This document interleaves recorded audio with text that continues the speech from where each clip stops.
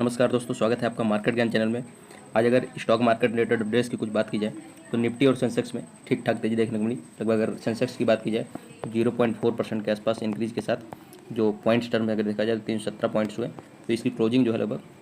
82,570 के आसपास इस लेवल पर हुई। अगर निफ्टी की बात करें तो उसमें भी लगभग 0.45% के आसपास इंक्रीज देखने को मिला, जो कि 30 स्टॉक्स का इंडेक्स है निफ्टी, उसमें लगभग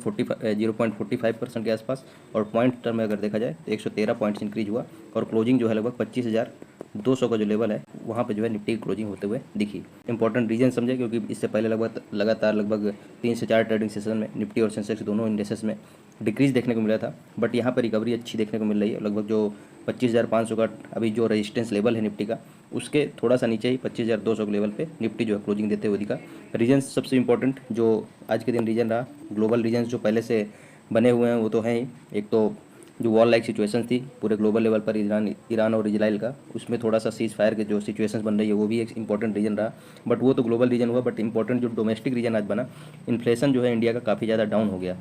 लगभग 77 मंथ, मतलब कोविड पीरियड के पहले इतना कम इन्फ्लेशन आया था इससे पहले, जो कि आज इस बार जो डेटा रिलीज हुआ जून मंथ का 2.1% के आसपास का इन्फ्लेशन जो है आ गया है। मतलब काफ़ी अच्छा, जो एक लिमिट है 2 to 6% की आरबीआई की इन्फ्लेशन कंट्रोल करने की, उसके लोअर लिमिट जो 2% का है वहाँ पे इन्फ्लेशन इंडिया का आ गया है। मतलब काफ़ी अच्छी न्यूज़ है और इसी की वजह से जो है इंडियन इक्विटी मार्केट में रिकवरी देखने को आज मिली। और आरबीआई के जो फॉर्मर गवर्नर हैं, डिप्टी गवर्नर, उनका मानना है कि आरबीआई आगे भी रेपो रेट कट कर सकता है। अभी आपने न्यूज़ सुनी होगी कि लगभग 1% के आसपास रेपो रेट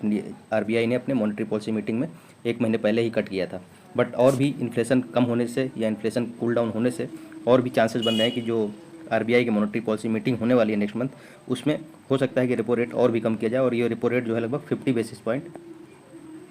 या बोलिए 0.5% के आसपास कम करने के काफ़ी ज़्यादा एनालिस्ट, ये तो डिप्टी गवर्नर गांधी ने भी बोला, और भी एनालिस्ट कंपनीज जो हैं या और भी जो एनालिस्ट्स हैं या ब्रोकरेज फर्म्स हैं, ये सब का मानना है कि लगभग 50 बेसिस पॉइंट्स के आसपास जो है आरबीआई अपनी नेक्स्ट मॉनेटरी पॉलिसी में हो सकता है कि रेपो रेट डिक्रीज़ कर दे। और इस रेपो रेट डिक्रीज होने की वजह से काफ़ी ज़्यादा फायदा रहेगा। जो कंज्यूमर्स होंगे उनको ईजी लोन मिल पाएंगे सस्ते, और जो कॉर्पोरेट्स हैं वो अपना प्रोडक्शन है उसको इंक्रीज कर पाएंगे और उस एक्सपेंशन के लिए उनको ईजी और सस्ते लोन्स भी मिल पाएंगे। तो दोनों के लिए विन विन सिचुएशन होती है अगर इन्फ्लेशन कंट्रोल में रहता है और मॉनेटरी पॉलिसी मीटिंग में अगर आरबीआई डिसीजन लेती है कि जो रेपो रेट है उसको और कम करते हैं, तो दोनों कंज्यूमर्स और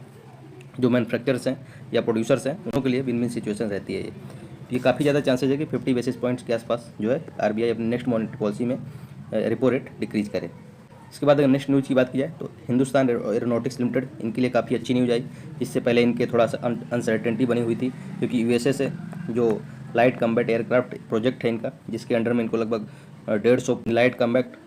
एयरक्राफ्ट मार्क 1A का प्रोडक्शन करना है। लगभग 150 क्वांटिटी में है ये, और इनके जो इंजन्स हैं उनका इंपोर्ट इंडिया करता है यूएसए से। इससे पहले जो प्रॉब्लम हो रही थी कि यूएसए की जो कंपनी है जिससे इंपोर्ट कर रहा है इंडिया इन इंजन्स को, GE404 इंजन्स,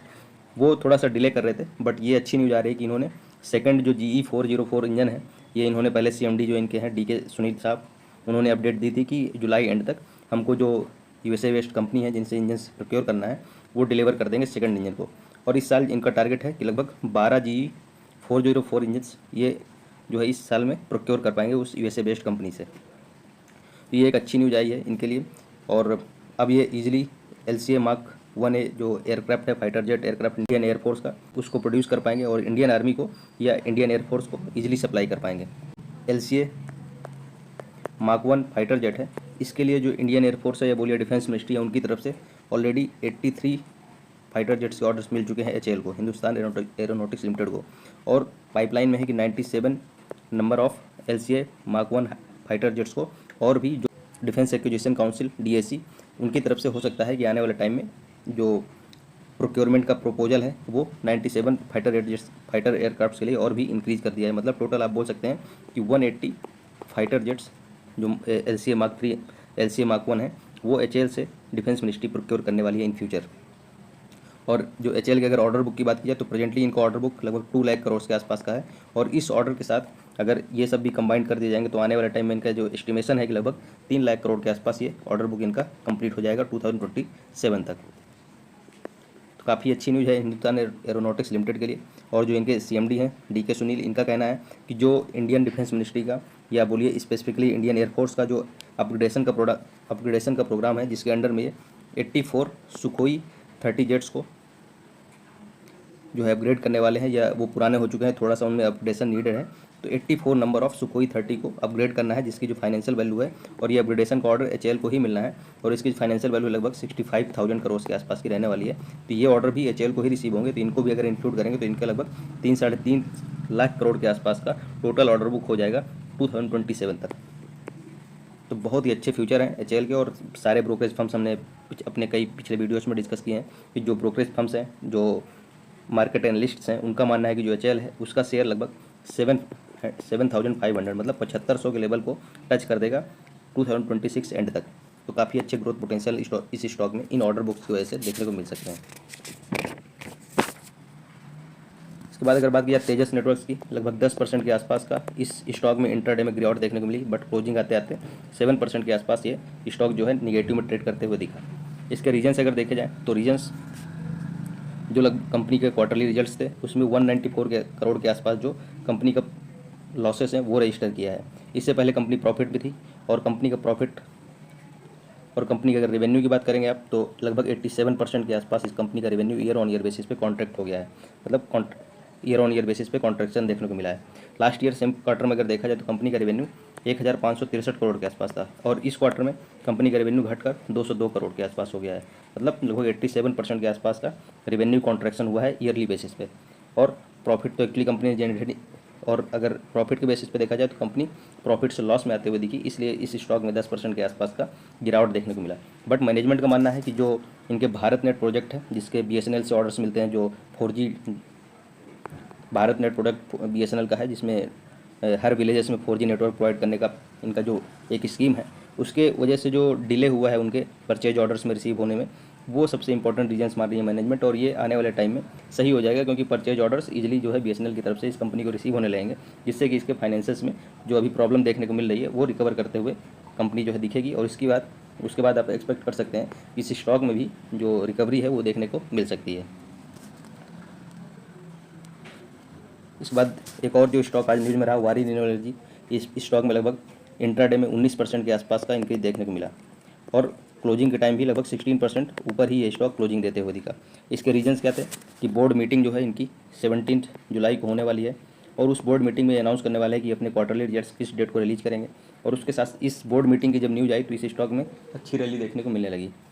और 17 जुलाई की बोर्ड मीटिंग जब होगी उसमें ही ये डिसीजन लेने वाले हैं कि वारी रिन्यूएबल एनर्जी, जिसका कि काफ़ी ज़्यादा इस क्वार्टर में काफ़ी ज़्यादा जो प्रोजेक्ट्स थे वो फाइनलाइज होने वाले थे, जिसकी वजह से जो इसके फाइनेंशियल्स है वो स्ट्रांग हो सकते हैं पिछले क्वार्टर कंपैरिजन में, और अच्छा रिजल्ट्स कंपनी दे सकती है। इस न्यूज़ के बाद से जब बोर्ड मीटिंग की डेट रिलीज हुई कि 17 जुलाई की बोर्ड मीटिंग होना है, और उस बोर्ड मीटिंग में जो डिसीजन लेना है कि क्वार्टरली रिजल्ट्स किस डेट को ये रिलीज करने वाले हैं, इस न्यूज़ के बाद कंपनी का जो स्टॉक है वो लगभग बहुत तेज़ी से इंक्रीज होते हुए दिखा। और मार्केट एनालिस्ट्स का मानना है कि जो ब्रेकआउट है इस रैली के बाद, जो इस स्टॉक ने ब्रेकआउट दिया है, हो सकता है कि आने वाले टाइम में इसका कोई रेजिस्टेंस नहीं मिल रहा है, और जो 52 वीक हाई है इसका 2000 का, उस टारगेट को भी ये स्टॉक टच कर सकता है। तो बहुत शार्प जो ग्रोथ पोटेंशियल है इसका, बहुत शार्प ग्रोथ इन फ्यूचर आपको देखने को मिल सकता है इस स्टॉक में। तो बहुत अच्छे स्टॉक्स जो हमने डिस्कस किए, वारी रिन्यूएबल, तेजस नेटवर्क्स जो प्लंज हुआ 10% के आसपास, उसका रीजन मैनेजमेंट दिया कि जो परचेज ऑर्डर से उनके रिसीव होने में डिले हो गया। और इसके बाद जो एचएएल के बारे में जो अपडेट्स थी वो बहुत शानदार रही, जो कि इनके जो इंजन्स थे जो कि LCA Mark 1 फाइटर एयरक्राफ्ट बनाने के लिए यूज होने थे, वो यूएसए से इंपोर्ट करना था, बट कुछ प्रॉब्लम होने की वजह से डिले हो गया, बट अब डिलीवरी स्मूथली होने लगी है। इसकी वजह से इस स्टॉक में भी अच्छी रैली इन फ्यूचर देखने को मिल सकती है। तो धन्यवाद, मिलते हैं अगले वीडियो में।